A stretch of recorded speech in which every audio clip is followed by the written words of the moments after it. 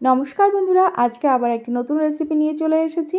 আজকে আমি বানাতে চলেছি চকলেট কেক রেসিপি। তাও আবার ডেকোরেশন করব একদম নুডলসের মতন, ম্যাগির মতন দেখতে হবে। বাচ্চারা তো ম্যাগি ভীষণ পছন্দ করে, আর যদি কেকটাকে ডেকোরেট করি একদম ম্যাগির মতন করে তাহলে কেমন হয় বলুন তো। আজকের ভিডিওটা প্রত্যেক বাচ্চাদের জন্য, যে বাচ্চারা ম্যাগি ভীষণ পছন্দ করে। চলুন তাহলে রেসিপি শুরু করি। সবার প্রথমে আমি আজকে বানাবো একদম স্পঞ্জি চকলেট কেক। তাও আবার বানাবো একদম গ্যাসে, মাইক্রোওভেনে বানাবো না। প্রত্যেকের বাড়িতে মাইক্রোওভেন থাকে না, তার জন্য আজকে গ্যাসে বানিয়ে দেখাবো। সবার প্রথমে নর্মাল টেম্পারেচারে থাকা একটি ডিমকে 2 মিনিটের মতন বিট করে নেব। তারপরে 1/3 কাপ সুগার পাউডার দেব। সেটাকেও ফ্লাফি হওয়া পর্যন্ত সুন্দর করে আমি বিট করব। তারপরে যখন এরকম ফ্লাফি হয়ে যাবে, সেখানে আমি ব্যবহার করব 1/4 কাপ রিফাইন্ড অয়েল আর 1 চামচ এখানে ভ্যানিলা এসেন্স।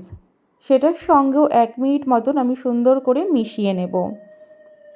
এবার শুকনো উপকরণগুলোকে চেলে নিচ্ছি। সবার প্রথমে নেব 1 কাপ ময়দা, 2 চামচ কোকো পাউডার, বেকিং পাউডার 1/2 চামচ, বেকিং সোডা 1/4 চামচ।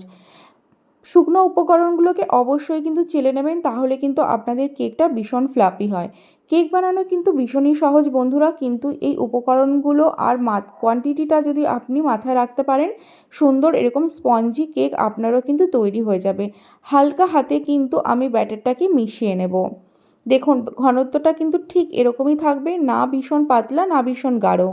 কেক টিনে আমি নিচে বাটার পেপার বিছিয়ে সুন্দর করে ব্যাটারটাকে কিন্তু দিয়ে দেব। আজকে আমি বলে দিচ্ছি যে আমি গ্যাসেই বানাচ্ছি কেক। আপনাদের সবার বাড়িতে মাইক্রোওভেন থাকে না, তার জন্য গ্যাসেই বানিয়ে দেখাচ্ছি। কড়াই আগে থেকে বসিয়ে রেখেছিলাম, কড়াইয়ের নিচে দিয়েছিলাম লবণ, আর এই খাবার রাখা স্ট্যান্ডগুলো দিয়ে আমি 10 মিনিটের জন্য হাই ফ্লেমে প্রিহিট করেছি। তারপরে কেকটা দেওয়ার পরে আমার 45 মিনিট সময় লেগেছিল। আর কেকটা বেক করার সময় কিন্তু আমি সেই 45 মিনিট একদম লো ফ্লেমে কেকটাকে বেক করেছি। দেখুন মাঝখানে টুথপিক দিয়ে কিন্তু আপনারা দেখবেন, যদি মাঝখানে ক্লিন আসে তাহলে বুঝবেন যে আপনার কেকটা কিন্তু রেডি হয়ে গেছে। 5 মিনিট কম বেশি লাগতেই পারে।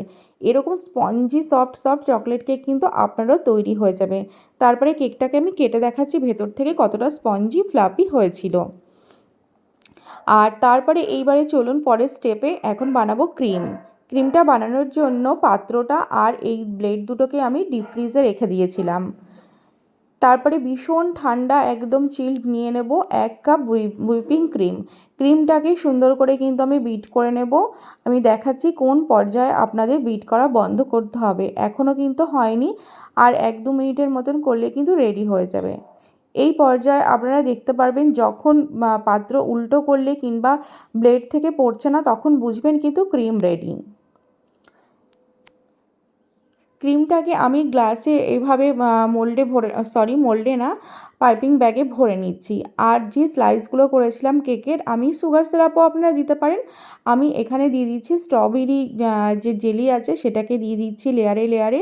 তারপরে এইভাবে প্রত্যেকটা লেয়ারে ক্রিম দিয়ে সুন্দর করে পার্ট টু পার্ট আমি করতে থাকবো। আমি টোটাল 3টে লেয়ার এরকম বানিয়েছিলাম, আর প্রতিটা লেয়ারে একই প্রসেসে কিন্তু আমি এইভাবে সুগার সিরাপ দিতে থাকবো।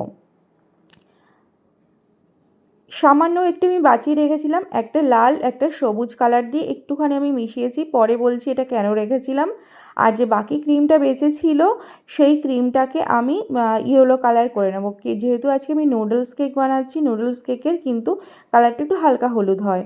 আর এরভাবে চামচটা কি করব, আপনাদের বাড়িতে যদি কাঠের চামচ থাকে, কাঠের চামচের সঙ্গে আপনারা যে স্ট্র থাকে না, স্ট্রগুলোকে এইভাবে বেঁধে নেবেন।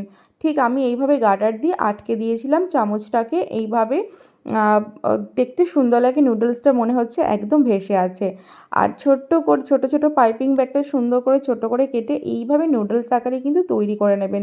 একদম মনে হচ্ছে না ম্যাগির ওপরে সুন্দর সুন্দর সবুজ সবুজ সবুজ লাল সবজি ভেসে আছে। কত সুন্দরভাবে কিন্তু ঝটপট তৈরি হয়ে যাবে নুডলস কেক। কার কার ভালো লাগলো অবশ্যই কমেন্টে কিন্তু জানাবেন। বাচ্চাদের তো ভীষণ পছন্দ হবে।